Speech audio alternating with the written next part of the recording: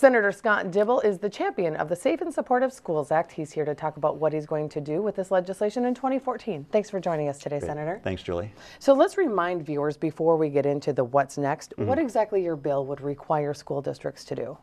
Well, the bill itself is fairly simple in its conception and its construction. Probably the most important thing is that schools would be required to adopt effective, comprehensive anti-bullying policies and communicate those clearly to the students, to teachers, to school administration, and of course to the community and to parents. And it would make sure that procedures and processes were in place to respond in a timely fashion to reports of bullying, make it clear what bullying is, make sure that all kids are protected within those policies, particularly those kids who receive a disproportionate amount of bullying on the basis of prejudice and the like. And then it would make available to schools training so that schools could really engage in best practices, so that the adults who are responsible for making sure that bullying is responded to can respond effectively.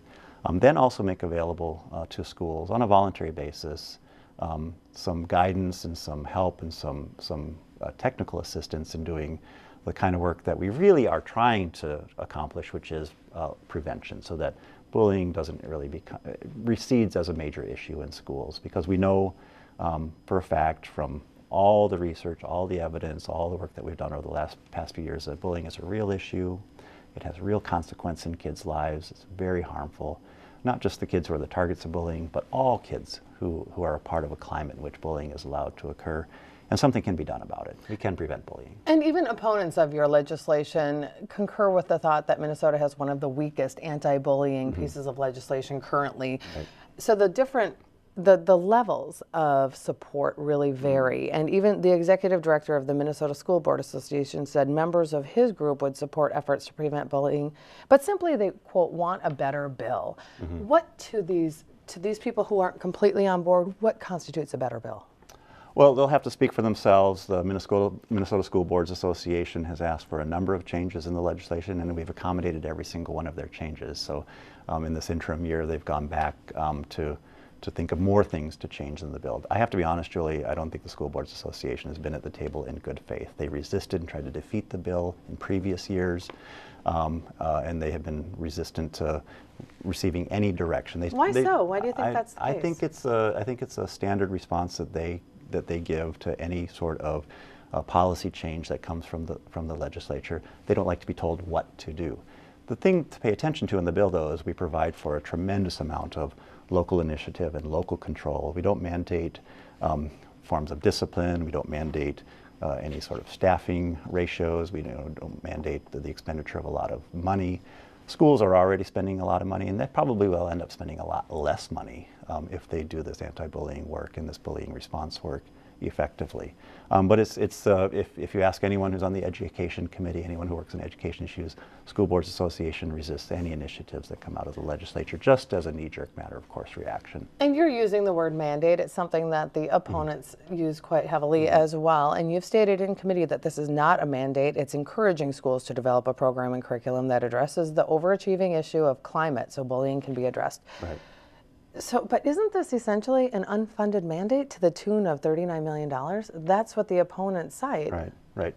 That's false, utterly false. There was a very, very poorly constructed, what they call local impact note, that they went back and revised significantly and brought down the estimated cost significantly. But keep in mind, we provided significant revenue for schools to address this issue. Some of that revenue will be just kind of a one-time effort of establishing these policies and communicating them effectively to the whole school community, one-time expenditure. And we provided an additional $450 million to schools this last year. Plus, we provided the opportunity for local levies to be used for school safety and school security matters.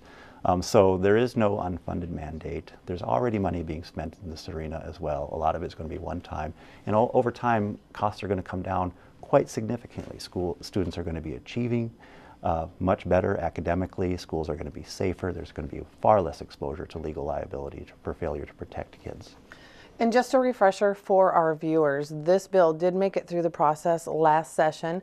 It didn't make it to the floor. There was some question on whether or not it would on that final day of session. Well, it did get taken up on the floor, just didn't receive its final vote. Thank you. Thank you for the clarification. So what's next? What are you going to do with this in So it'll just 2014? simply go back to the last committee in which it appeared, which is the Finance Committee, and we'll have kind of another kind of final hearing, get it back to the floor of the Senate, maybe make some changes to the extent that the School Boards Association has brought up some additional issues that we can tweak and nudge. Now keep in mind, we've already changed probably a dozen or more provisions in the bill to accommodate the school boards, and the school associations even testified in committee that we had accommodated every single concern of theirs. They've got some new ones, that's fine. We'll take a look at which ones are legitimate and change those things that we need to.